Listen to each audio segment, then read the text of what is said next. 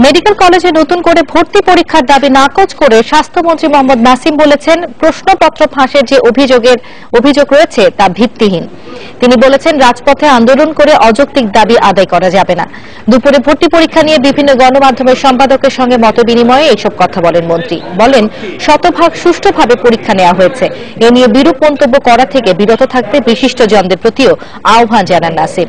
আবার পরীক্ষা নেওয়ার দাবি নাকচ করে মন্ত্রী বলেন, উত্তীর্ণদের শতকরা 90% এরই মধ্যে বিভিন্ন মেডিকেল কলেজে ভর্তি হয়ে গেছে।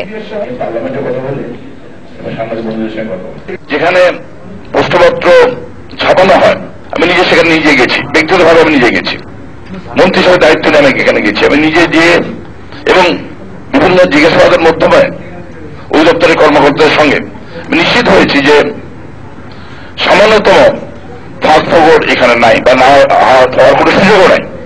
যে বিপদে সরানো হচ্ছে এটা সঠিক নয়। অনেকে বুঝে না বুঝে এই কথাগুলো বলছে, এই ব্যাপারে প্রশ্ন তুলছে। শিক্ষকদের বেতন কাঠামোর বৈষম্য আলোচনার মাধ্যমে সমাধান করা হবে বলে জানিয়েছেন শিক্ষামন্ত্রী নুরুল ইসলাম নাহিদ। সকালে সচিবালয়ে শিক্ষা মন্ত্রণালয়ের বিভিন্ন প্রকল্প পরিচালকদের সাথে এক বৈঠক শেষে তিনি কথা বলেন। উঠে যায়, অন্য পদ্ধতিতে যায়, তাইলে তারা যেন ক্ষতিগ্রস্ত না হন সেটা কি করে পুষিয়ে দেওয়া যাবে তার জন্য বেতন সমন্বয় কমিটির দায়িত্ব দেওয়া হয়েছে এবং পুনর্গঠন করা হয়েছে। তাই আমি তাদেরকে বলছি যে আপনারা এতে বিচলিত হওয়ার কিছু নেই, আপনারা উদ্বিগ্ন হবেন না, আপনারা ক্লাস করেন, শিক্ষার পরিবেশ বজায় রাখেন এবং বিশ্ববিদ্যালয়গুলোতে ভর্তির সময় ফ্যামিলি না করলে আমাদের সময় পিছিয়ে যাবে। গৃহকর্মী নির্যাতনের মামলায় জাতীয় ক্রিকেট দলের পেসার শাহাদাত হোসেনের স্ত্রী জেসমিন জাহান নিত্যের রিমান্ডের আবেদন নাকচ করেছে আদালত। তাকে কারা ফটকে জিজ্ঞাসাবাদ করতে বলেছেন বিচারক। শাহাদাত হোসেনের স্ত্রীকে জিজ্ঞাসাবাদের জেরে 5 দিনের রিমান্ড আবেদন করে মিরপুর থানা পুলিশ। তবে সে অনুমতি দেননি বিচারক ইউনুস খান। মিরপুর থানার ভারপ্রাপ্ত কর্মকর্তা ভুইয়া মাহবুব হাসান জানান, ভোর 3:15টার দিকে মালিবাগে বাবার বাড়ি থেকে জেসমিনকে গ্রেপ্তার করা হয়। গত 6 সেপ্টেম্বর 11 বছরের গৃহকর্মীকে নির্যাতনের অভিযোগে মামলা হয় ক্রিকেটার শাহাদাত এবং তার স্ত্রীর বিরুদ্ধে।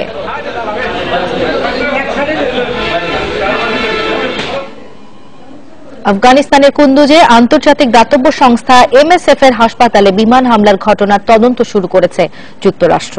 হতাহতদের জন্য গভীর শোক প্রকাশ করে এই বক্তব্যে এই হামলার পূর্ণ তদন্তের নির্দেশ দিয়েছেন মার্কিন প্রেসিডেন্ট বারাক ওবামা। এই হামলাকে ক্ষমার অযোগ্য অপরাধ বলে জাতিসংঘের সমালোচনার পর এই পদক্ষেপ নেওয়া হলো।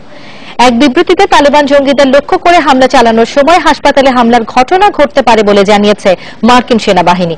শনিবারের ওই হামলায় 12 চিকিৎসক সহ নিহত হয় 19 জন। আহতের সংখ্যা কমপক্ষে 37। হাসপাতালে কয়েকজন জঙ্গি অবস্থান নেওয়ার কারণে এতে হামলা চালানো হয় বলে জানিয়েছে আফগানিস্তানের স্বরাষ্ট্র মন্ত্রণালয়।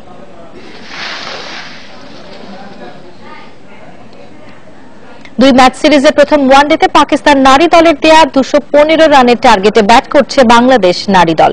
শেষ খবর পর্যন্ত সফরকারীদের সংগ্রহ 7 উইকেটে 162 রান। করাচির সাউথার্ন ক্লাবে স্টেডিয়ামে টসে জিতে ব্যাট করার সিদ্ধান্ত নেয় পাকিস্তান। শুরু থেকে স্বাগতিকদের আটকে রাখে টাইগ্রেস বোলাররা। 111 রানে 5 উইকেট হারিয়ে বিপর্যয়ে পড়ে স্বাগতিকরা। বিজমা মারুফ এক প্রান্ত আগলে রাখলেও বাকিরা ছিলেন আসা যাওয়ার মিছিলে। শেষ পর্যন্ত বিজমার 92 রানে স্কোর 200 ছাড়াই পাকিস্তানের। বাংলাদেশের পক্ষে 3টি উইকেট নেন অধিনায়ক সালমা।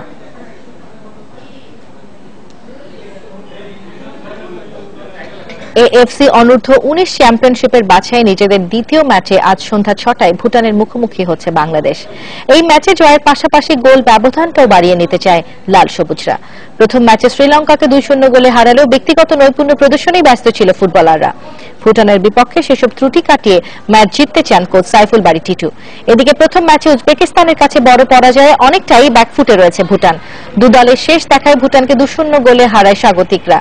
বাছাই পর্বের 10 গ্রুপের চ্যাম্পিয়ন এবং সেরা 5 রানার্স আপ নিয়ে হবে মূল পর্বের খেলা।